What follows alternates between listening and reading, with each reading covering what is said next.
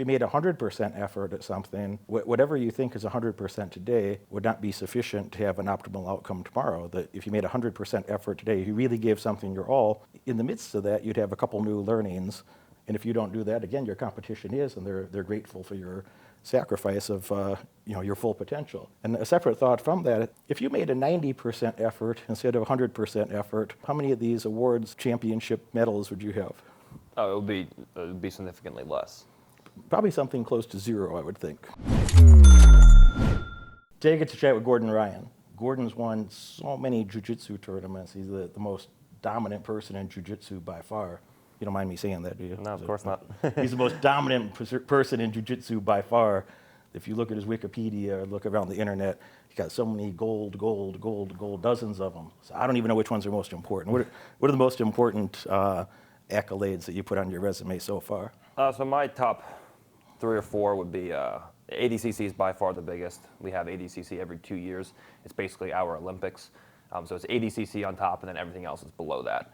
So I'm a 3-time ADCC champion, and then IBJJF Nogi Worlds, most people consider to be a big event. So I won my division and the open weight, so I'm a double gold champion there. And then either Nogi Pans, IBJJF, people would probably put above EBI, but I put 4 EBI titles above the Nogi Pans. So between those 4, ADCC, Nogi Worlds, Nogi Pans, and EBI, those are probably my biggest titles. And then I have a bunch of super fights that I do for just obscure shows that aren't titles, but I beat big names there. And at the moment, you're 26? 26, yeah. 26 years old. You maybe have a couple more victories left to add to that record. I'm hoping so, yeah. I'm hoping so.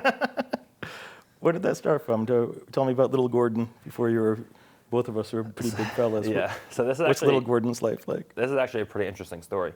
When I was a kid, I used to go to daycare, and my daycare teacher, I was maybe 7 years old, 6, 7 years old when I started, and my daycare teacher never did any kind of martial arts, never trained jiu-jitsu, never wrestled. He just played basketball all through school. But he used to watch UFC and listen to Joe Rogan commentate the matches. And he used to come in to the daycare and try to recreate the submissions. And he would teach the submissions to the kids in the daycare. So he'd be like, oh, here's a Kimura. And he would try to explain it how Rogan explained it. And then he'd be like, okay, now drill it. So we would go in and we would practice it with each other. And all right, so now we're gonna have matches where we'd all just circle up and I would wrestle my friends in daycare. And this went on for years, and I was better than my friends. I was submitting all my friends. I didn't know anything really, but I was submitting all of my friends that I would grapple with. And then one day when I was 15, I was shopping with my mom, and I saw a sign for jiu-jitsu on a storefront. And I was like, I really want to start doing jiu-jitsu. So I finally convinced my mom to let me start doing jiu-jitsu at 15.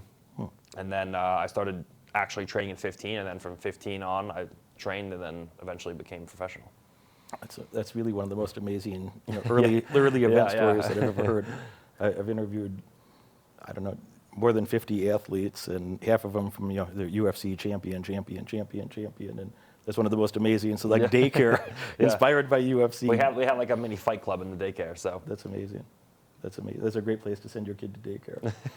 If it happened now, oh my God, it would be like a national news story, like the things we used to do there. But with all of us, all the kids loved it. It was amazing, but it just absolutely wouldn't fly now. So you're obviously a very quick learner. What were some of was that high IQ plus something, or what would you attribute some of that success to go from 11 years ago, starting jiu-jitsu to what you've accomplished since then? Nobody's done that.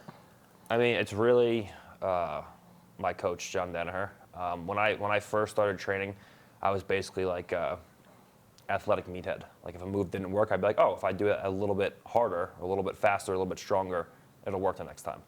And then I met John, and he completely changed my whole way of thinking. He taught me to think about the mechanics of the sport, to think about the underlying principles of the sport, and a combination of him teaching me and all of his students just destroying me every day. People who weren't nearly as physically intimidating as me, just heel hooking me 6, 7, 8 times around. Then I try to do knee slides into half guard harder and harder, and I just keep getting heel hooked. And after 6 months, I was like, well, this isn't working. I have to do something, otherwise I'm just gonna get beat up every day. And then John started to to get me into a mindset of really thinking about the sport, thinking about the science of the sport, how the mechanics work, how the biomechanics work.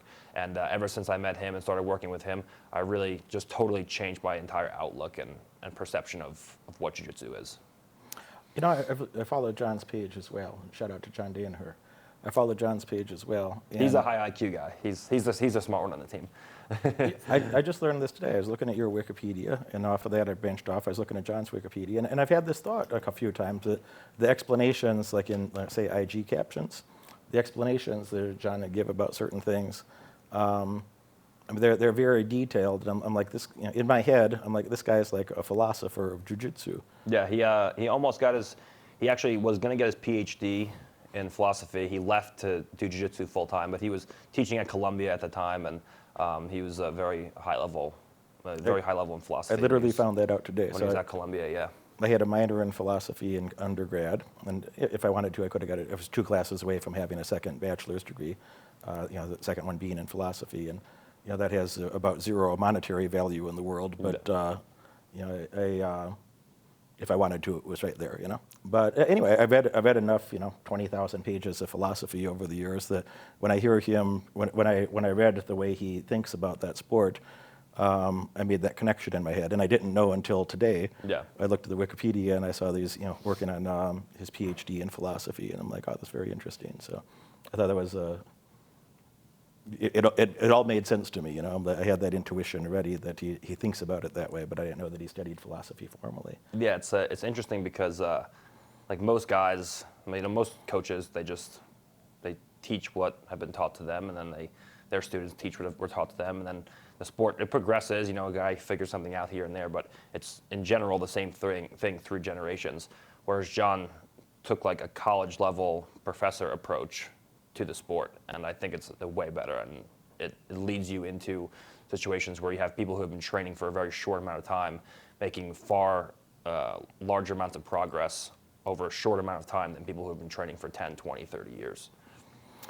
Do you remember the learning process? I'm relatively new to jiu-jitsu, and I feel like I'm advancing, much quicker than I thought I would, and much quicker than some of my coaches originally thought that I would.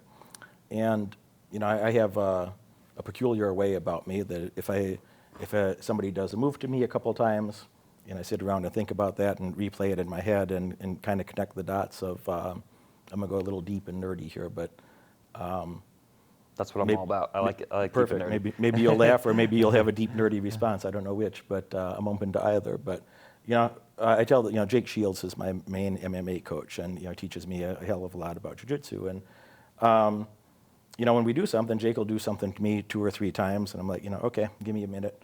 And I kind of look off like autistically, and like, those are my most brilliant moments of the day. If I look a little autistic, yeah, and I can relate. Staring off in the distance, those are the most valuable moments of the day for me, for whatever I'm up to that day. So if I replay that in my head a few times and think about how it relates to other things that I already understand, and some of them might be weird business concepts or other, athletic type things, but if I can make those sort of philosophic connections in my own head, and then I'll do something to him a couple times, and I'll give myself feedback, and I'm very open to his feedback as well. And pretty soon I can internalize something pretty damn quickly. And after I have it, it's very sticky. After I learn something, like I have it, and I can do it again. If I haven't done it for a couple months, I can still do it. Yeah. It's stuck in my head then. So I'm just curious if you have an awareness of your brain function that way of how have you learned this, and then maybe additionally, how have you seen others that excel in your sport? What is that learning process like for the people that you see that are high level performers? Yeah, so I'm pretty similar, where if I am thinking about something, I think about it, and then I got it. Like if John shows me something or he tells me something, I'll sit there for a good 10 seconds. I'll think about it. I'll replay it in my head. Maybe I'll drill it one or 2 times, and then I got it. If it was a mistake I made, for example, and John specifically corrects that, the chances of me making that mistake again are pretty low. For me, the biggest thing that helped me learn and everything started clicking was I started training full time under John when I was mid-level purple belt, and he was teaching moves every day, obviously, and I was learning the moves, and then one day it clicked. I'm like, oh, this is a system where if one move fails, it brings you from beginning, middle, and you get to an end. Where if one move fails, you can always move to the next move, next transition, and you can get through a breakthrough and get a submission or get a guard pass or whatever the case is.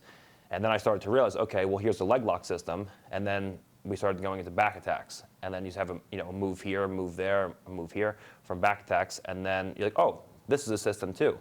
And then you did it with guard passing, then you do it with kimuras, then you do it with triangles, and you're like, oh, these are each individual systems.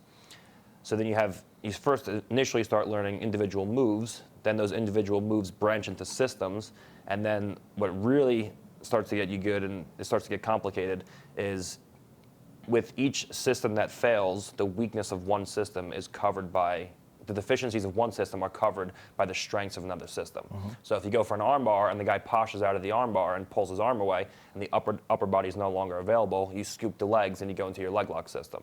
And then if they sprawl the legs back, then you go in and you go back into the upper body attacks. So you use the strengths of one system to cover the weaknesses of another system. And that's where everything starts to come together. And then I was like, oh, okay, like this is what I'm supposed to be doing. And then, brown belt, black belt, and I was like, okay, now I feel like I actually know, I have a vision of what I'm trying to accomplish now. How long did that take you to go from, day one white belt to earning your black belt? It was 5 years. Yeah, 5 years, which is quick. Most people are between 8 to 10 plus, but I was doing it. I was competing and I was beating upper level belts. I was beating black belts when I was a blue belt and a purple belt in competition. So I moved through the ranks pretty quickly. I had my brown belt for a short amount of time, and then I got my black belt because I was supposed to compete in my first EBI, but they wouldn't take black belts at the time. So John promoted me just so I could make my debut in my EBI, which is my breakout tournament. So thank God he promoted me, and I was able to do it. But yeah, it was 5 years from white to black. That's amazing progress. That and it's not something that somebody can question when you have results like you've had in the aftermath. It's not something that, oh, that's kind of quick. Well, there was a lot of people complaining about it, but then I won the EBI. I beat an ADCC medalist and an ADCC champion that night, and then everyone was like, okay, fine, you can have his black belt. So, you made tremendous progress, very quickly. Yet, obviously, you could do this for a long time, yet in your lifetime. You get little hater comments here and there, I'm sure. Oh yeah, every day. You ever met a hater doing better than you? I haven't. I haven't either. I can't say Funny I have. how that works. I met a lot of people that were, maybe 30-something billionaires I shook hands with, and a few of them I know personally or have relationships with.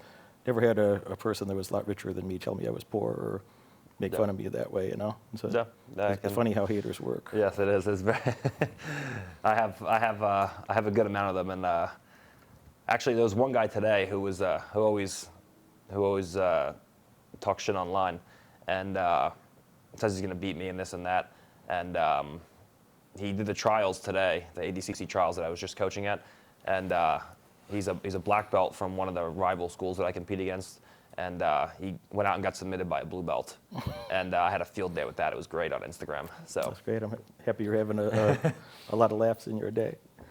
True or false? The number one thing a hater hates is themselves. Oh, absolutely true. Absolutely true. Yeah. Because they look at your success and they're like, well, I can't have that. So it's easy to hate something that you can't have or can't achieve. I have a theory. I've thought about this a bit. 'Cause, the number one thing people say about me on the internet now, mind you, I help people with finance, investment, real estate investment, stock market investment, entrepreneurial things. At no point in my life did I claim to be a fitness model. But the number one thing people say, Derek, you're fat. Derek, you're fat. I might make $2 million in the stock market in a day. Derek, you're fat. Good thing I didn't claim to be a fitness model, but that wasn't the metric that I was. I never purported to be a fitness coach. Trying to be that. Yeah, exactly. So it's interesting to watch things like that develop. But curious thing that I used to think that like a hater is just like a loser, and that's true, but it's not a person. I think that a person picks somebody to hate on that they see some potentiality in themselves that if earlier in life they made some effort, it could be them. Yeah, and that's the person they choose to. I could have done that too. But they're a loser. But they were too lazy. But I didn't do this. I didn't do that, and it's never their fault. It's always somebody else's fault. But they're in that position. That was a great lesson that I got from my mother.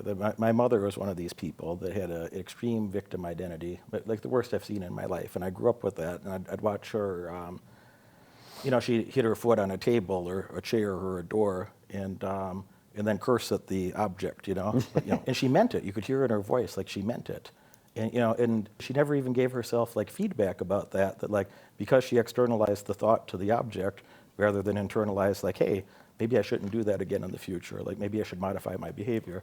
So that was an absurdly bizarre thing for me to watch all through my childhood, that this was a common occurrence that, a couple times a month she'd bang into something and then curse the object and never give herself the feedback to modify her behavior of her movement through the world. And, I looked at that and how that played out in numerous areas of her life, and that really helped me at a young age to be thinking, to have a thought about personal responsibility, to be like, well, which like doesn't exist in 2022. Yeah, it doesn't exist on the internet. It still exists amongst anyone who's doing something. Yes, of course. Amongst anyone who's doing anything, respectable, or anyone that you or I would care to talk to, they still have that. But on the internet, there's a lot of poor suckers out there that have this thought in their head that they can do not much and have exceptional results, or you can make a half-ass effort and have a champion outcome at something, which is an absurd thought. That, I think.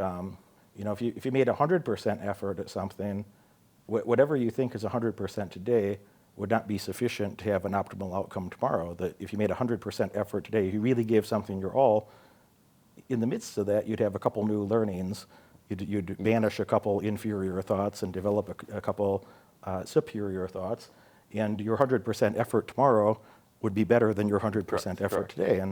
And your competition's doing that. If you're not, and you're a person who doesn't have that sort of a philosophy, they're really in trouble. So it's not even enough to make 100% effort today. You have to up the bar. Literally, you have to up the bar a bit more tomorrow, a bit more the next day, a bit more the next day. And if you don't do that, again, your competition is, and they're grateful for your sacrifice of your full potential. And a separate thought from that, and I'm curious your thought, like if you made a 90% effort instead of 100% effort, how many of these awards and championship medals would you have? Oh, it would be significantly less. Probably something close to zero, I would think. It would be significantly less. I mean, everyone else in the sport is so amateur and lazy that they just, like, these guys like train 3 times a week. So like in any other aspect of life where there's actual real competition and people are professionals, yes, I agree with you. In jiu-jitsu, it's a little bit easier because everyone's just an amateur to begin with, so it's a little bit easier in our sport. I'm a chubby business guy in his 40s, and I'm training 4 times a week with multi-time world champions. I know, like, most of my serious hobbyist friends all train like 2 to 3 times more than like the people that I compete against. It's crazy. That's wild. Like they just rather would surf and sit on the beach. And the mindset in jiu-jitsu is, I'm running out of money, so let me do a competition. Let me teach a seminar. I'm going to make 3,000 here, 5,000 here, and then I'm good for the next 2 months. And then when I run out of money, I'm going to teach a seminar here, competition here, and then I'm good for the next 2 months. And then that's how they live. I'm like, how can you guys, I don't know how you guys, what are you going to do when you retire? Like, what's the plan? They just said day to day, and it's interesting to watch over the years. I see people that claim that they're entrepreneurs do similar things like this. A young person might go make 10 grand in a month, and they think that's a lot of money at that moment in their life. But in month 2, instead of making 12 or 14,000 and keeping the progression, they decide, hey, I'll take a month off and chill, man. I'll go chill for a while, and then I can make in month 3 maybe I can make another 10 grand, and then take month 4 off too. And I think that the same sort of person, a person with similar competencies that again could have made 12 or 14 the next month, and maybe 16 or 18 the next month, and pretty soon 25, and so on. And instead of compounding the gains that. Yeah. The tragedy is a person that could have done that at an early age, they're going to have a few $100 million later. And I'm grateful my competition doesn't have that much dedication to their success, and they don't care about their future the same way that I did. So that's thoughtful of them to sacrifice their future, but and make me look better by comparison. But it's unfortunate in the sense of not living up to their potential. I've thought in business, and this is where I was going with that 90% thing, that, to do what I did, and I had plenty of flaws and blemishes, and, we could spend days talking about things that I messed up in business, and if you don't have, it'd be like getting your black belt without ever being submitted. Yeah. I mean, you got choked 10,000 times on the way to of the course. black belt. So if you wanted to have the equivalent in a of business course, of context, I've made so many hundreds of errors and that I'm aware of, and then probably countless more that I'm unaware of that you couldn't have known that at the time, or I didn't have enough information. I would have made different decisions with different information. And despite that, I've still done very well. And despite that, I'm still young enough that I can do a hell of a lot better. But I've had this thought that, like, if you made a 90% effort, you don't get 90% of the outcome. If you made a 100% effort and got the outcome that you would get with that, a person that made 90% effort, they don't get 90% of the outcome. They get, I think, it'd be lucky to get 20% of the outcome. Yes. And a person that's making an 80% effort might get 3% of the outcome available. That you're not going to make, you're not going to do anything. You're not going to win any notable award or have any notable success making an 80% effort day after day. I agree. I think people don't understand that. They say, "Oh, I'm working pretty hard." It's like, all right, but I don't take days off. Yeah. And when in my leisure time, I'm still listening to an audiobook, watching a documentary, talking to other smart people, learning from champions. And maybe one more thought, building on that, I also don't have any accidental friends. I have 0 accidental friends at this point in my life. I used to have, everybody grows up with whoever they grew up with, and the person who happened to live 2 blocks away from you that was your best friend in childhood, like, that's great if you were an ambitious person and they were too, and maybe you helped each other, but that's kind of a rare case that most people outgrow the people that they grew up with. And I begged my friends to come with me and do cool stuff with me. Most of them made fun of me for it at the time. You have an experience like that with any of your friends from earlier in life?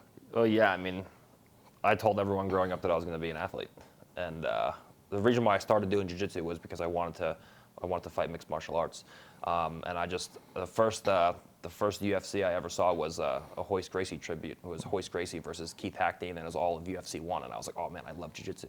So I used to tell all my friends, like, yeah, I'm going to grow up and I'm gonna fight for a living, and they're like, what are you talking about? I'm like, well, someone's got to do it. Why can't I do it? And like everyone just thought that was insane. Mm-hmm. And I'm like, no, I'm gonna grow up to be like an athlete. And like no one believed me. I was like, oh, well, why can't I do it? And then everyone now who I went to high school with, everyone's like, oh my God, man, like, can't believe you're actually like doing what you said you're gonna do. I was like, yeah, that's what I wanted to do.